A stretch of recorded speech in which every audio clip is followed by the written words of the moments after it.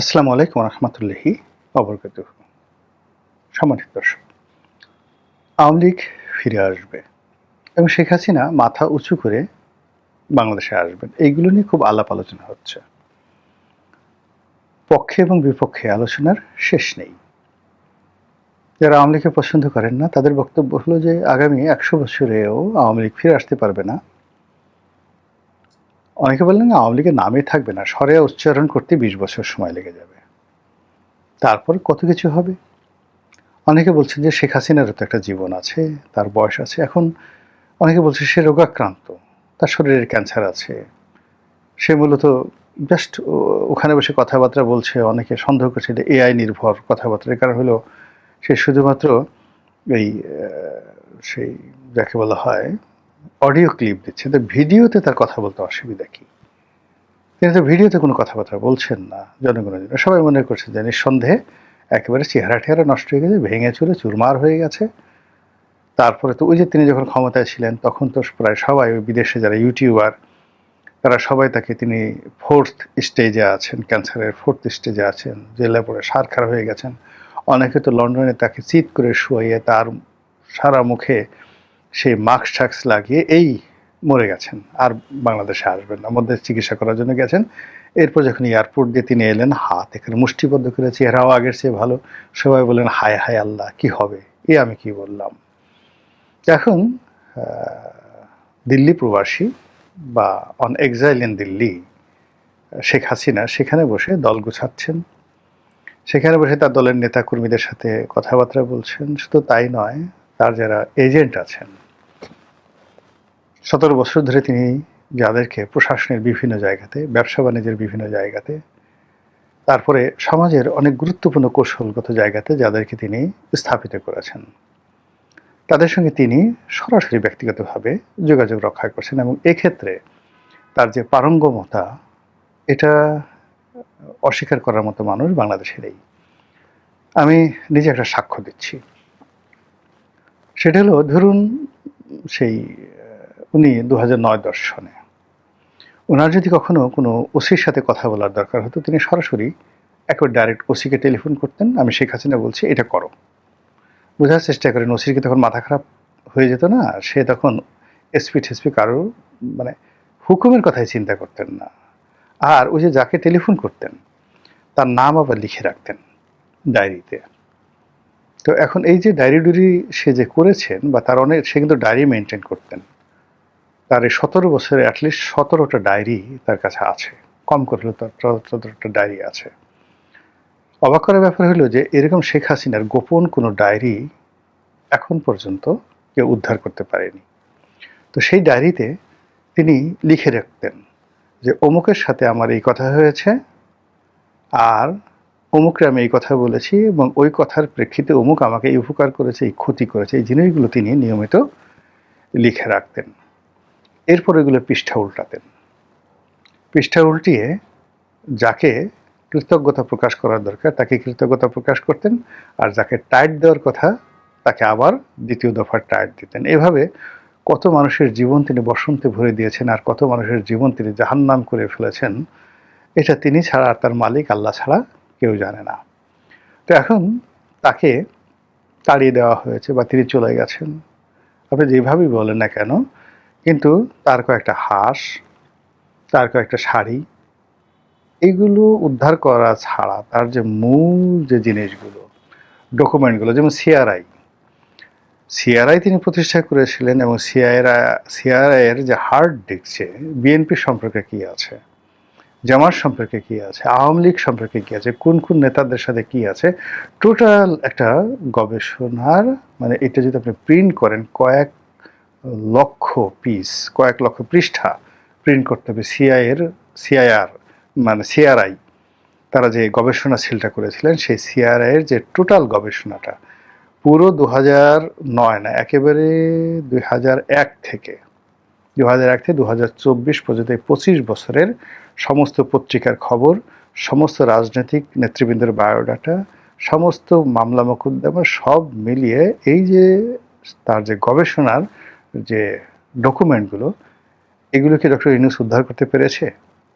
এনসিপির কাছে আছে কিছু, সিআইআইয়ের কোনো কিছু? এগুলো তিনি কোথায় রেখেছেন, কোন ক্লাউডে রেখেছেন, এবং এগুলো নিয়ে এখন তিনি অনায়াসে, তার কাছে যেহেতু তথ্য আছে, তিনি স্যাটেলাইট টেলিফোন দিয়ে অনায়াসে যে কোনো ইউনিয়ন পরিষদের একটা মেম্বারের সাথে তিনি কথা বলতে পারবেন, যেগুলো আপনি ইচ্ছা করলে, সে যদি এই রেকর্ড ফাঁস না করে, অর্থাৎ শেখ হাসিনা যদি রেকর্ড ফাঁস না করে, শেখ হাসিনা কারোর সাথে কথা বলবেন, সেই কথা আপনি ফাঁস করতে পারবেন না। সেই টেকনোলজি এখনো বাংলাদেশে আসেনি। অর্থাৎ স্যাটেলাইট টেলিফোন থেকে যদি আমাদের এই যে এখন ল্যান্ডফোন বা আমাদের এখন যে হাতে যে মোবাইল টেলিফোন রয়েছে, এখানে কনভারসেশন হয়, এই কনভারসেশনটা আমাদের যে টেকনোলজি রয়েছে রেকর্ড করার, সেই রেকর্ড তারা করতে পারবেন না। তো এই জিনিসগুলো তো শেখ হাসিনার আছে, এবং এটা সে করে ফেলেছে, গেল সিআরআই। তারপর যেটা বললাম, তার যে ব্যক্তিগত, সে ডায়েরি মেনটেন করতো। তার যারা একেবারে আপনজন হোক, যারা শত্রু হোক, তারা এই জিনিসটি জানেন যে শেখ হাসিনা নিয়মিত ডায়েরি মেনটেন করতেন। এর কারণ হলো 21শে আগস্টের গ্রেনেড হামলার পর তার আসলে স্মরণ শক্তিটা অনেকটা কমে যায়, সে অনেক কিছু ভুলে যায়। তো অনেক কিছু ভুলে যায় এবং সে সেটা বোঝে যে ওই যে তার কানের ওই সমস্যার পরে। তো এই জন্য সে করে কি, ওই সমস্যাটা দূর করার জন্য সে ডায়েরি মেনটেন করা শুরু করেছে নিয়মিতভাবে, এবং সব কিছু লিপিবদ্ধ সে নিজের হাতে। তো এই নিজের হাতে যে তার ডায়েরিগুলো, সেই ডায়েরিগুলো গণভবনে আপনারা কি খুঁজে পেয়েছেন? সেগুলো কোথায়? এর কারণ হলো শেখ হাসিনা হয়তো 15 দিন আগে সে টের পেয়ে গেছে যে he is going to be ousted. তো সেই 15 দিন আগের থেকেই সে তার সব কিছু নিরাপদে সে নিয়ে নিয়েছে, সব কিছু তার নিরাপদে, তার নিজস্ব কাস্টডিতে সে নিয়ে নিয়েছে। ফলে আপনারা গিয়ে যারা এগুলো পেয়েছেন, কসুর পেয়েছেন, কসুর লতি পেয়েছেন, এর বেশি কিছু পাননি। আচ্ছা, এরপরে যেটা আছে সেটা হলো তার টাকা। তার নিঃসন্দেহে তার টাকা আছে। সেই টাকাগুলোর মধ্যে ধরেন ব্যাংকের ভোল্টে আপনি 400 ভরি স্বর্ণ পেয়েছেন, এটি নিয়ে খুব খুশি পেয়েছেন। 17 বছর একটা দেশের প্রধানমন্ত্রী, বছরে গড়ে যদি 5 লাখ কোটি টাকা করে আপনার যাকে বলা হয় বাজেট হয়, তাহলে 17 বছরে কত লক্ষ কোটি টাকার বাজেট হয়েছে। তো তার তো কিছু টাকা পয়সা থাকবে, হীরামণি মুক্তা জহরত থাকবে। আপনার কি তার একটা আংটি, এটা শেখ হাসিনার একটা দামি হীরার আংটি, শেখ হাসিনার একটা মুক্তোর মালা, কোনো মূল্যবান সামগ্রী তার কি ছিল না? তাকে যে উপহার দিয়েছে, তার যে কটা শাল ছিল, তার যে সুন্দর সুন্দর উপহার ছিল, একটা সিঙ্গেল জিনিসকে আপনারা উদ্ধার করতে পেরেছেন? মানে তার গলার, আপনি অনেক সময় এগুলো দেখেন, তার অনেক সুন্দর সুন্দর গহনা ছিল, তার অনেক সুন্দর সুন্দর মুক্তোর মালা ছিল, হ্যাঁ, তো হয়তো ডায়মন্ড সেটও ছিল। তো সেই জিনিসগুলো গেল কোথায়? সেগুলো তো কেউ উদ্ধার করতে পারেন। তাহলে এই যে জিনিসগুলো, আইদার তিনি সেগুলো নিরাপদে সেখান থেকে নিয়ে গেছেন, অথবা সেগুলো হয়তো কেউ চুরি করেছে, চুরি করে এখন কেউ বলছে না যে আমি এগুলো চুরি করেছি, হোয়াট এভার মেবি। কিন্তু তার যে মূল যে জিনিসগুলো, সেটা হলো তার সেই ডায়েরিগুলো, তার দলিল দস্তাবেজগুলো, তার গোপন নোটগুলো, তার কাছে তার কাছে যে সকল অডিও এবং ভিডিও যে রেকর্ডগুলো ছিল, সমস্ত বিএনপি, আওয়ামী লীগ, জামাতের নেতাকর্মীদের, শীর্ষ নেতাকর্মীদের অডিও কল রেকর্ড, এবং অনেকের খাট কাঁপানো ভিডিও যে দৃশ্যগুলো, এগুলো সব তার কাছে ছিল। সেগুলো কোথায় বলেন? সেগুলো তিনি তার মতো করে নিয়ে গেছেন, এবং তিনি ওইগুলোকে এখনো ব্যবহার করছেন। তিনি জানেন যে কাকে কোনভাবে কোন জায়গা থেকে টান দিতে হবে। তো সেই জায়গাগুলো নিয়ে তিনি এখন তার দলকে গোছানোর চেষ্টা করছেন। তো এক্ষেত্রে তার 3টি অস্ত্র, আমি এটাকে বলবো ব্রহ্মাস্ত্র, অব্যর্থ অস্ত্র। যে অব্যর্থ অস্ত্র তার হাতে থাকার কারণে তিনি তার প্রতিপক্ষের জন্য অতীতের যে কোনো সময়ের চাইতে ভয়ঙ্কর। তিনি অতীতের যে কোনো সময়ের চাইতে ডেসপারেট। তিনি অতীতের যে কোনো সময়ের চাইতে প্রতিশোধ পরায়ণ এবং অধিক শক্তিশালী। এই অধিক শক্তিশালী হওয়ার কারণগুলো বলবো। যেমন ধরুন, আমরা বাংলাদেশে বসে যারা কথা বলি, আমাদের তো একটা ব্যাকরণ মেনে কথা বলতে হয়, কিন্তু যারা ধরেন ইল্লু পিঙ্কুর মতো লোকজন যারা দেশের বাইরে আছে, ওদের তো আসলে কোনো ব্যাকরণ মানতে হয় না, যা ইচ্ছে তাই করতে পারে। শেখ হাসিনা এখন যেখানে আছেন বা তার লোকজন যেখানে আছেন সেখানে বসে তিনি রাজনীতির ব্যাকরণ মেনেও রাজনীতি করতে পারেন, আর ব্যাকরণ ভেঙেও তিনি যত রকম ২ নম্বরী কাজ আছে সব তিনি করতে পারেন, যেটা এই বাংলাদেশকে তছনছ করে ছেড়ে দেবে। এখন যে ৩টি ব্রহ্মাস্ত্রের কথা আমি বলছিলাম বা যে ৩টি অস্ত্রের কথা বললাম, তার ১ নম্বর হলো তার জ্ঞান, বুদ্ধি, অভিজ্ঞতা। আবার বলছি, তার ১ নম্বর হলো তার জ্ঞান, বুদ্ধি, অভিজ্ঞতা। এই বাংলাদেশকে তিনি সেই 1954 থেকে তার বাবা যেদিন মন্ত্রী হলো সেদিন থেকে আজ পর্যন্ত তিনি দেখে আসছেন ক্ষমতার ভিতরে বাইরে। সামরিক শাসন, আইয়ুব খান, ইয়াহিয়া খান, টিক্কা খান থেকে শুরু করে বাংলাদেশ সেনাবাহিনীর যত লোক আছে, মোস্তাক, ঠোস্তাক, কর্নেল ফারুক, রশিদ, ডালিম, সবাইকে তার দেখা। এতগুলো মানুষ দেখলে একটা বোকাও তো বুদ্ধিমান হয়ে যায়। এরপর তিনি বিরোধী দল চালিয়েছেন, সরকার চালিয়েছেন, বিরোধী দলকে বন্ধু বানিয়েছেন। আবার যেন তেন না, আপনি এখন ধরেন তারেক রহমান সাহেব। তারেক রহমান সাহেবের বন্ধু কারা? তারেক রহমান সাহেবের বন্ধু হলো ১ নম্বর বন্ধু আমতারেক, ২ নম্বর বন্ধু নুরুল হক নুরু, ৩ নম্বর বন্ধু জুনায়েদ সাকি, ৪ নম্বর বন্ধু সেই ববি হাজ্জাজ, ৫ নম্বর বন্ধু হলো আপনার ধরুন সেই আন্দালিব রহমান পার্থ, এরকম। আচ্ছা, শেখ হাসিনার বন্ধুর কথা চিন্তা করেন রাজনীতিতে। তিনি সুরঞ্জি সেনগুপ্ত, মানে আওয়ামী লীগ করতো না কিন্তু নিয়ে আসছেন, মাহমুদুর রহমান মান্না, মতিয়া চৌধুরী, রাশেদ খান মেনন, হাসানুল হক ইনু, মঈনুদ্দিন খান বাদল, ফজলে হোসেন বাদশাহ, আর কতজনের নাম বলবো। আচ্ছা, এর বাইরে জ্ঞানী গুণীদের মধ্যে তারেক রহমানের বন্ধু দেখেন, আর শেখ হাসিনার বন্ধু দেখেন, হামিম দেখেন বা সাহায্যকারী দেখেন। ফলে তারেক রহমানের উপদেষ্টা দেখেন আর তার উপদেষ্টা দেখেন। ফলে কি হলো, এই যে এত মানুষের সাথে চলার ফলে তার যে অভিজ্ঞতা, তার যে ব্যক্তিত্ব, তার যে দৃঢ়তা, তার যে বিশ্বাস, তার যে আত্মবিশ্বাস, এটা আনপ্যারালাল। এটা তার প্রথম অস্ত্র। দ্বিতীয় অস্ত্র হলো তার টাকা। তার তার সাহায্যকারী এবং তার দলের নেতাকর্মী সবার হাতে পর্যাপ্ত টাকা আছে। আপনি এটা যেভাবেই বলেন না কেন, এটা সে মানে মানে এটা আবার বলাটা ঠিক হবে কিনা থাক, এটা বলবো না। মানে তার নিজের মুখের একটা স্বীকারোক্তি বিএনপির জামানাতে, এটা হলো ২০০২ সনের দিকে। তিনি যেটা বলছিলেন যে অতীতে আমি যে ভুল করেছি এই ভুল আর করব না। আগামীতে ক্ষমতায় আসলে আমার প্রত্যেকটা নেতাকর্মী যাতে আর্থিকভাবে সচ্ছল হয় এবং বিপদের দিনে তারা যেন অভাবগ্রস্ত না হয়, আমি সেই কাজ করব। ২০০২ সনে আমাকে একা বলেননি, অন্তত ৩ থেকে ৪০০ লোক আমরা একটা মিটিংয়ে ছিলাম ধানমন্ডির অফিসে, ঠিক সেখানে তিনি এইভাবে ঠিক এই ল্যাঙ্গুয়েজে এই কথাগুলো বলেছেন এবং সেই কাজটা তিনি অক্ষরে অক্ষরে পালন করেছেন। টেকনাফ থেকে তেঁতুলিয়া পর্যন্ত তিনি তার দলের কত মানুষ যে কোটিপতি হয়েছে। তো এইটা তার একটা বিরাট ব্রহ্মাস্ত্র।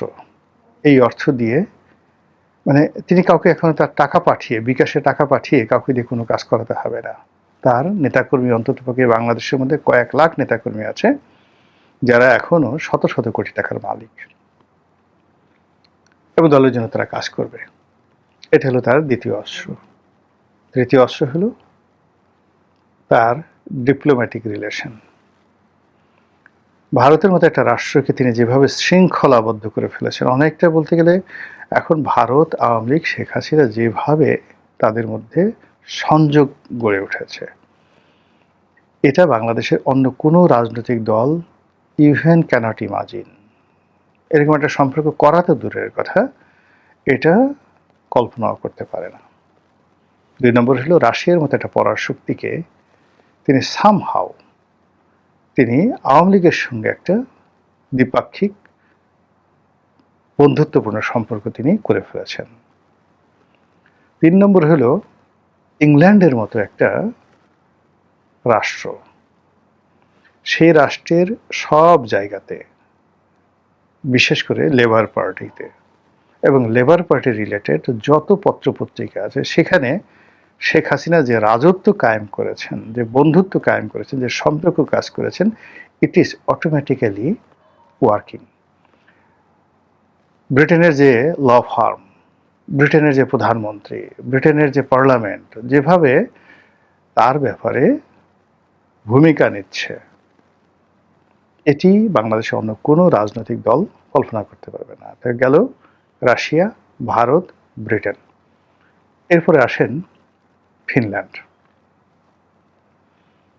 ফিনল্যান্ড এবং নিউজিল্যান্ড, এই দুটো রাষ্ট্রে, অর্থাৎ এই যে ববি যেখানে বিয়ে করেছে, ববি মানে শেখ রেহানার ছেলে, তো সেই ববি যে পরিবারে বিয়ে করেছে, এই পরিবার এই দুটো রাষ্ট্রে অর্থাৎ নিউজিল্যান্ড এবং ফিনল্যান্ড, এই দুটো রাষ্ট্রের শীর্ষ যত রাজনীতিবিদ আছে, ধরুন বাংলাদেশে যদি কেউ মির্জা ফখরুল সাহেবের মেয়েকে বিয়ে করে, বাংলাদেশে কেউ ওবায়দুল কাদেরের মেয়েকে বিয়ে করে, তখন এই বাংলাদেশের রাজনীতির ক্ষেত্রে যে তাদের একটা কানেক্টিভিটি, ঠিক ওইরকম একটা কানেক্টিভিটি ফিনল্যান্ড এবং নিউজিল্যান্ডে শেখ হাসিনার আছে।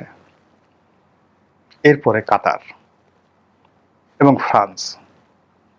ফ্রান্সের যে ইমানুয়েল ম্যাক্রো, শেখ হাসিনার সাথে তার এতটা ব্যক্তিগত সম্পর্ক, আপনি চিন্তা করেন যে বাংলাদেশে সে দিল্লি থেকে উড়ে বাংলাদেশে আসছে তার সাথে দেখা করার জন্য, এবং এয়ারপোর্টে তাকে যেভাবে মানে জড়িয়ে ধরেছে, চুম্বন দিয়েছে, অ্যাজ ইট ইজ নিজের মাকে সে শ্রদ্ধা জানাচ্ছে। সিমিলারলি বর্তমান যে কাতারের যে আমির আছেন, তার বাবা শেখ হাসিনার ব্যক্তিগত বন্ধু, অ্যাবসলিউটলি পার্সোনালি বন্ধু। এরপরে যে সৌদি আরব, মোহাম্মদ বিন সালমান, মোহাম্মদ বিন সালমানের সঙ্গে শেখ হাসিনার যে কী সম্পর্ক, আপনি একটু যদি জামাতের লোকজন থাকে তাদেরকে একটু জিজ্ঞাসা করেন যে বর্তমান সৌদি প্রশাসন আওয়ামী লীগ সম্পর্কে কী চিন্তা করে। এই হলো তার অবস্থা। তো এই যে আন্তর্জাতিক অঙ্গনে তার এই সম্পর্ক, চীনের সঙ্গে তিনি চেষ্টা করেছিলেন কিন্তু পারেন। এর মধ্যে আরও একটা ব্যাপার আছে, ভুটান। ভুটানের যে বর্তমান রাজা, তিনি হার্ভার্ডে জয়ের ক্লাসমেট, এবং সেই ভুটানের রাজা শেখ হাসিনাকে তার নিজের মায়ের মতো শ্রদ্ধা করে। অন্যদিকে পাকিস্তানে যদি চিন্তা করেন, ইমরান খান এবং তার পার্টি অ্যাবসলিউটলি শেখ হাসিনা এবং আওয়ামী লীগের অন্ধভক্ত। এমনকি শাহবাজ শরীফ, এই যে এখন যে আছেন, তার সাথেও শেখ হাসিনার ব্যক্তিগত সম্পর্ক অনেক অনেক ভালো। তো এই যে অস্ত্রগুলো যে আছে, ব্রহ্মাস্ত্রগুলো আছে, ও শ্রীলঙ্কার মারাত্মক বিপদের সময় তিনি $20 কোটি দিয়ে তিনি শ্রীলঙ্কাকে দেউলিয়া থেকে রক্ষা করেছেন। ওই মুহূর্তে শ্রীলঙ্কা $5 কোটি কোথা থেকে পাচ্ছিল না, না IMF না বিশ্বব্যাংক, পুরো মানে শ্রীলঙ্কাটা দেউলিয়া হয়ে যেত। সেই সময়টাতে একেবারে বিপদের সময় $20 কোটি, $1 কোটি, আপনি 1 কোটি কত হয়, এইভাবে $20 কোটি, মুখের কথা না, যেটা শেখ হাসিনা তার রিজার্ভ থেকে শ্রীলঙ্কাকে হাওলাত দিয়েছিলেন। এই সম্পর্কটি তিনি মেনটেন করছেন টিল নাও, এখন পর্যন্ত। ফলে এই যে 3টি অস্ত্র, সেই 3টি অস্ত্রকে আপনি যদি অবহেলা করতে পারেন, আর আপনি যদি মোকাবেলা করতে চান, তাহলে এই 3টি অস্ত্রের চাইতে আরও ভালো ব্রহ্মাস্ত্র আপনার লাগবে। আর যদি আপনি মনে করেন যে না, এই সমস্ত সবই গালগপ্প, এসব কিছুই নাই, এটাও আপনার ব্যক্তিগত ব্যাপার। মহান আল্লাহ আমাদের সবাইকে হেদায়েত দান করুন এবং হেফাজত করুন। আসসালামু আলাইকুম ওয়া রাহমাতুল্লাহি ওয়া বারাকাতুহু।